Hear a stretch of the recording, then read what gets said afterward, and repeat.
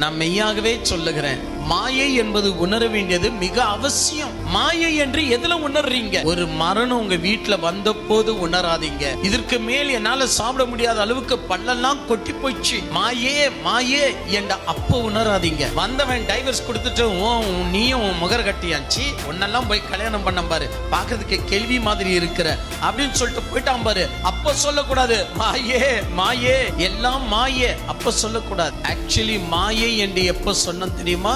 இங்கே பாருங்கள், கை நிறைய சம்பாதனை வருது பாருங்க, அதை மாயை என்று சொல்லணும். அழகு இப்ப இருக்கு பாருங்க, அத மாயை என்று சொல்லணும். பலம் இப்ப இருக்கு பாருங்க, இத மாயை என்று சொல்லணும். எல்லாருமே நம்ம கிட்ட அருமையா பழகுறாங்க பாருங்க, அத மாயை என்று சொல்லணும். நம்முடைய வாழ்க்கையில மாயை என்று சொல்லுவது எதை என்றால், எதை நமக்கு வந்து சேர்ந்திருக்கிறதோ அதை மாயை என்று சொல்லணும். காரணம், எதுவுமே நிரந்தரம் அல்ல என்பதுதான் மாயை.